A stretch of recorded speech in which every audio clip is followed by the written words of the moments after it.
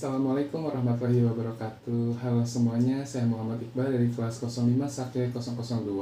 Saya akan menjelaskan mengenai pengukuran kinerja sektor publik, yaitu value for money, untuk tugas dari mata kuliah akuntansi sektor publik. Untuk itu, mari kita masuk ke dalam materinya. Pertama adalah pengukuran kinerja sektor publik. Mungkin teman-teman di sini ada yang tahu apa itu pengukuran kinerja sektor publik. Pengukuran kinerja adalah suatu proses penilaian kemajuan pekerjaan terhadap tujuan dan sasaran yang telah ditentukan sebelumnya. Selain itu termasuk informasi atau efisiensi penggunaan sumber, daya dalam menghasilkan sebuah barang atau jasa, kualitas barang suatu jasa, serta hasil kegiatan dibandingkan dengan maksud yang diinginkan, dan efektivitas tindakan dalam mencapai tujuannya. Hal ini pengukuran kinerja digunakan untuk menilai prestasi manajer dan unit organisasi yang dipimpinnya. Pengukuran kinerja sangat penting untuk menilai akuntabilitas suatu organisasi dan manajer dan pelayanan publik yang telah dilakukan dengan baik. Akuntabilitas di sini bukan hanya sekadar kemampuan menunjukkan uang publik untuk dibelanjakan, akan tetapi juga meliputi kemampuan menunjukkan bahwa uang publik tersebut telah dibelanjakan secara ekonomis, efisien, dan juga efektif. Pengukuran kinerja sektor publik untuk memenuhi 3 maksud. Yang pertama, pengukuran kinerja sektor publik dimaksudkan untuk membantu memperbaiki kinerja pemerintah. Ukuran kinerja dimaksudkan untuk dapat membantu pemerintah berfokus pada tujuan dan sasaran program unit kerjanya. Hal ini juga pada akhirnya untuk meningkatkan efisiensi dan efektivitas organisasi sektor publik dalam memberikan pelayanan publik. Yang kedua adalah kinerja sektor publik digunakan untuk pengalokasian sumber daya dan pembuatan keputusan. Dan yang ketiga, ukuran kinerja sektor publik dimaksudkan untuk mewujudkan pertanggungjawaban publik dan memperbaiki komunikasi kelembagaannya. Pengukuran kinerja sektor publik memiliki berbagai macam tujuan. Yang pertama adalah untuk mengkomunikasikan strategi dengan lebih baik atau top down and bottom up. Yang kedua adalah untuk mengukur kinerja finansial dan non-finansial secara berimbang, sehingga dapat ditelusur perkembangan pencapaian kinerjanya. Yang ketiga adalah mengakomodasikan pemahaman kepentingan manajer level menengah dan juga manajer bawah, serta memotivasi dan untuk pencapaian goal congruence-nya. Yang keempat adalah sebagai alat untuk mencapai kepuasan berdasarkan pendekatan individual dan kemampuan kolektif yang rasional. Pengukuran kinerja juga memberikan banyak manfaat loh teman-teman. Yang pertama yaitu memberikan pemahaman mengenai ukuran yang digunakan untuk menilai kinerja manajemen. Yang kedua juga memberikan arah untuk mencapai target kinerja yang telah ditetapkan. Yang ketiga, memonitor untuk mengevaluasi pencapaian kinerja dan membandingkannya dengan target kinerja serta melakukan tindakan korektif untuk memperbaiki kinerjanya. Yang keempat adalah sebagai dasar untuk memberikan penghargaan dan juga hukuman secara objektif atas pencapaian yang diukur secara sistem pengukuran kinerja yang telah disepakati. Yang kelima juga sebagai alat komunikasi antara bawahan dan pimpinan dalam rangka memperbaiki kinerja organisasi. Yang keenam adalah membantu memodifikasikan apakah kepuasan pelanggan juga sudah dipenuhi atau belum. Yang ketujuh membantu memahami proses kegiatan instansi pemerintahan. Yang kedelapan atau yang terakhir adalah memastikan bahwa pengambilan keputusan dilakukan secara objektif. Selanjutnya ada indikator kinerja. Untuk melakukan pengukuran kinerja, variabel kunci yang sudah teridentifikasi tersebut kemudian dikembangkan menjadi indikator kinerja untuk unit kerja yang bersangkutan. Untuk dapat diketahui tingkat pencapaian kinerja, indikator kinerja tersebut kemudian dibandingkan dengan target kinerja atau standar kinerjanya. Tahap terakhir ada evaluasi kinerja yang hasil berupa feedback, reward, atau punishment kepada manajer untuk dipertanggungjawabkan. Indikator kinerja digunakan sebagai indikator pelaksanaan strategi yang sudah ditetapkan.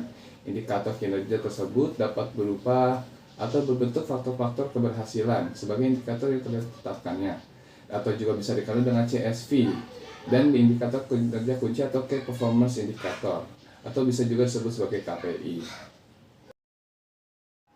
Selanjutnya adalah komponen-komponen indikator kinerja yang harus diperhatikan.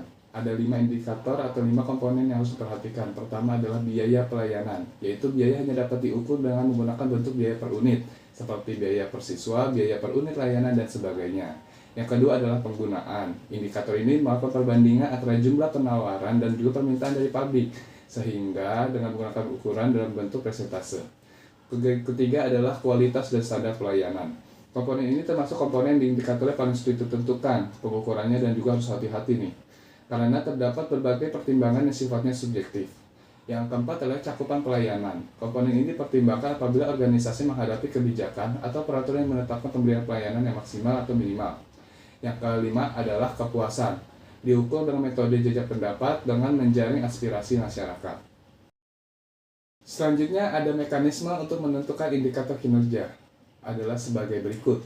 Yang pertama adalah sistem perencanaan dan pengendalian. Sistem perencanaan dan pengendalian ini meliputi proses prosedur, struktur, dan memberikan jaminan bahwa tujuan organisasi telah dijelaskan dan dikomunikasikan ke seluruh bagian dengan menggunakan rantai komando yang jelas dan didasarkan pada spesifikasi tugas pokok dan fungsi kewenangan serta tanggung jawabnya. Yang kedua adalah spesifikasi teknis dan standarisasi. Kinerja adalah sebuah kegiatan, program, dan juga organisasi yang diukur menggunakan spesifikasi teknis tersebut dijadikan sebagai standar penilaiannya. Yang ketiga adalah kompetensi teknis dan juga profesionalisme. Untuk memberikan jaminan terpenuhinya spesifikasi teknis dan standarisasi yang ditetapkan, maka juga diperlukan personel yang memiliki kompetensi dan profesional dalam bekerjanya. Yang keempat adalah mekanisme ekonomi dan juga mekanisme pasar. Mekanisme ekonomi terkait dengan pemberian penghargaan dan hukuman, reward and punishment, yang bersifat finansial, sedangkan mekanisme pasar terkait dengan penggunaan sumber daya, yang menjamin terpenuhinya value for money.